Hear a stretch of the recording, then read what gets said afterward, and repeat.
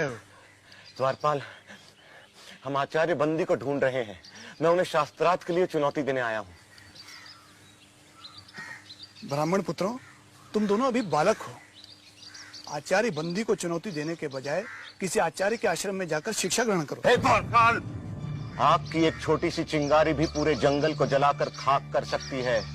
बाल पकने से कोई ज्ञानी नहीं हो जाता, ना ही धनायु और कुलीन होने से कोई बड़ा। ज्ञान की साधना करने वाला ही वृद्ध और महत्व होता है। हम ज्ञान वृद्ध हैं, इसलिए हमें भीतर जाने दो, या महाराज जनक और आचार्य बंदी को हमारे आगमन की सूचना दो। द्वारपाल, उन्हें भीतर आने दो। अश्वसेन, उन्हें भीतर आने दो।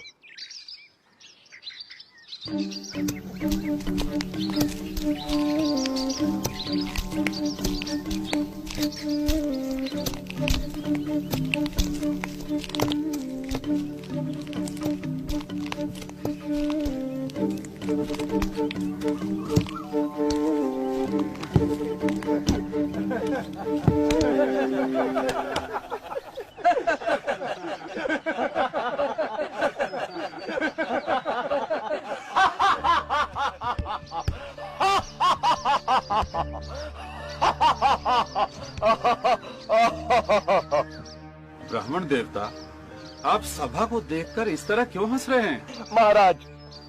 महाराज, मैं तो ये सोचकर यहाँ आया था कि जनक की सभा में आकर इन विद्वानों के बीच मैं आचार्य बंदी को शास्त्रार्थ के लिए चुनौती दूंगा, लेकिन यहाँ आकर मुझे लगा कि ये तो मूर्खों की सभा है। राजन, मैंने अपने हंसने का कारण तो बता दिया।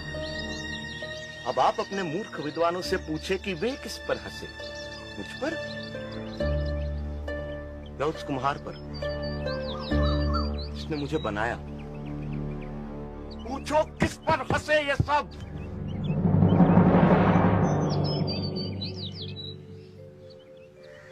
ब्राह्मण कुमार, मुझे और मेरे दरबारियों को इस अज्ञान के लिए क्षमा करें, पर मेरा निवेदन है कि अभी आप आचार्य बंदी से शास्त्रार्थ करने के लिए वयस्क नहीं हुए हैं। आचार्य बंदी से शास्त्रार्थ करना कठिन है।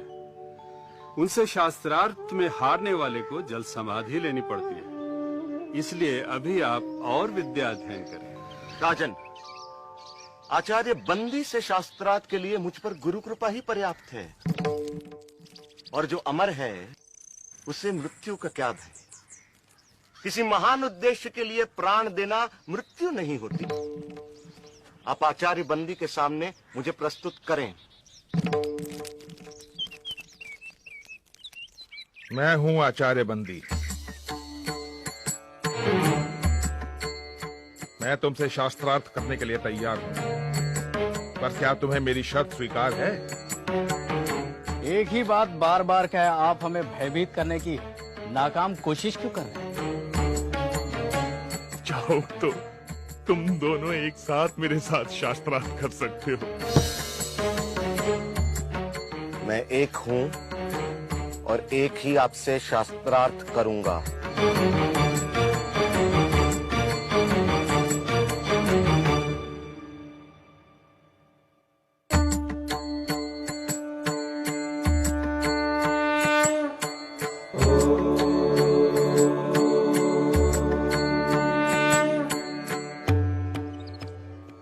प्रपंच क्या है? जो कुछ दिखाई देता है, जो कुछ, वह प्रपंच है। जो दिखाई देता है का तात्पर्य क्या है? जो दृष्टिगोचर है, मन और इंद्रियों का विषय है, जिसे मैं स्वयं जानता हूं, वही दृश्य है। जो दृष्टा है उसे कौन जानता है? स्वयं को कौन देखता है?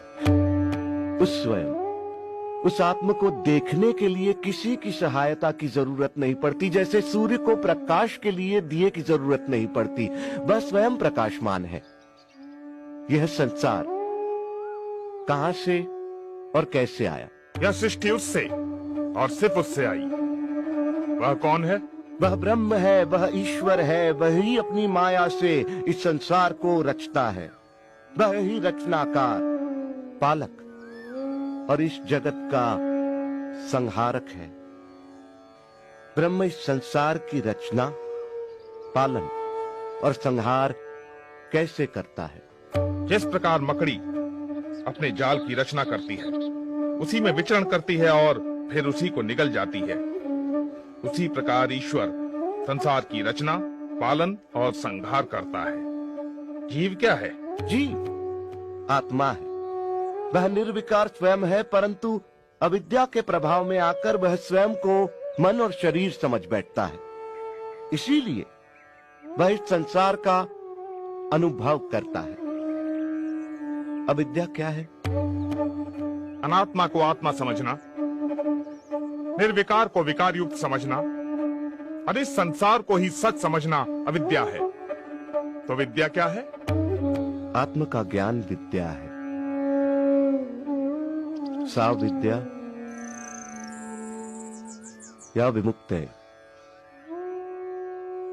वह जो हमें सारे दुखों, पीड़ाओं, बंधनों, अज्ञान, प्रतियोगिताओं, भ्रम और भ्रामक कल्पनाओं से मुक्ति दिलाए, वह विद्या है। जो हमें द्वैत के भाव से, हम दो हैं के विचार से, अलगाव के विचार से, तुम और मैं के भेद से मुक्ति दिलाए, वह विद्या है। विद्या दृष्टि देती है, जिससे मनुष्य अपने ब्रह्म रूप को पहचान सके। साधो साधो साधो। ब्रह्म को जानने की प्रक्रिया क्या है? उसे जानने के दो मार्ग हैं। पहला मार्ग यह जानना कि ब्रह्म क्या नहीं है। जो ब्रह्म नहीं है उसका निषेध करना, सब नाम, रूप, गुण, सदोष और परिवर्तनशील वस्तु का निषेध कर निर्विकार को जानना। दूसरा मार्ग सत्य जैसा है उसे वैसा ही पहचानना। वह अस्तित्व रूप है, उसके बिना संसार का अस्तित्व ही नहीं है। वह ब्रह्म ही था, वह ब्रह्म ही है, इसलिए मैं ब्रह्म हूं, तुम ब्रह्म हो, हम सब ब्रह्म ही हैं, इसलिए सारा संसार ब्रह्म है। साधो साधो साधो। ब्रह्म को कैसे जाना जा सकता है? ब्रह्म को सही सामाजिक व्यवहार, आध्यात्मिक चिंतन, ध्यान पूर्वक सुनने, नित्य अनुभवों पर विचार करने और निष्कर्षों पर मनन करने तथा समाधि में जाकर जाना जा सकता है। ब्रह्म ज्ञानी के लक्षण क्या हैं? यदि कोई दावा करता है कि उसने ब्रह्म को जान लिया है, तो वो ब्रह्म को नहीं जानता। ब्रह्म को जानने के साथ ही ब्रह्म को जानने का अहंकार मिट जाता है। क्या उसे तर्क से जाना जा सकता है? नहीं, परंतु तर्क सहायक हो सकता है। क्या उसे प्रार्थना और भक्ति से जाना जा सकता है? नहीं, किंतु प्रार्थना और भक्ति सहायक हो सकती है। क्या उसे योग व मनन से जाना जा सकता है? नहीं, परंतु योग व मनन सहायक हो सकते हैं। शास्त्रार्थ का अंत होता दिखाई नहीं दे रहा था। दोनों एक दूसरे पर भारी पड़ रहे थे कि अचानक बंदी निरुत्तर हो गए। आचार्य, उत्तर दें। आचार्य, उत्तर दें। अष्टावक्र की जय। अष्टावक्र की जय।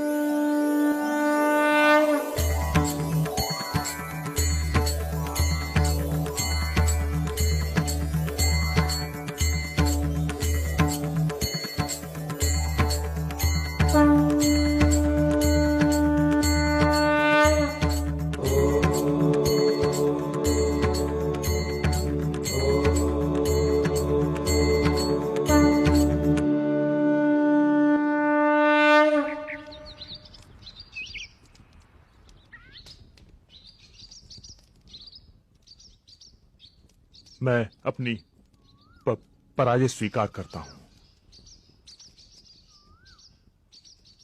मैं जल समाधि लेने के लिए तैयार हूं।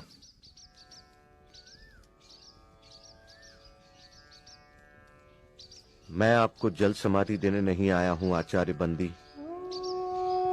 याद होगा आप सबको कि आचार्य बंदी के अभिमान के कारण और इस प्रथा के कारण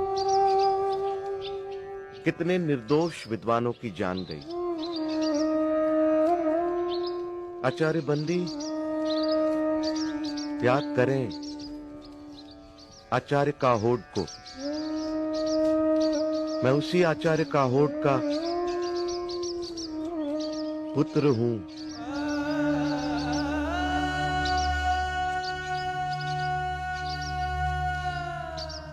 आज मैं विजयी हूं, आप पराजित। मैं चाहूं तो आपको जल समाधि दे सकता हूं, परंतु मैं ऐसा नहीं करूंगा आचार्य बंदी।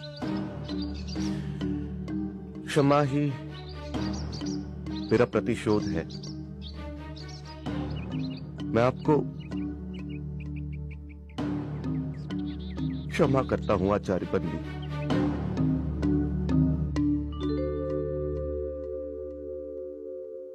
प्राण लेने से भी बड़ा दंड तुमने मुझे दिया बाल ज्ञानी।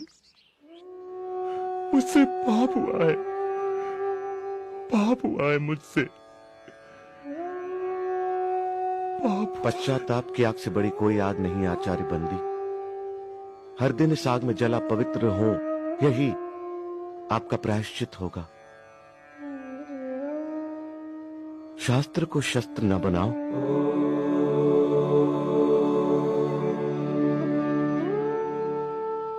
महाराज, शास्त्र जीवन का विकास करते हैं, शस्त्र जीवन का विनाश। जितना पुराना है हिमालय, जितनी पुरानी है गंगा, उतना ही पुराना है ये सत्य। हिंसा से कभी किसी ने किसी को नहीं जीता।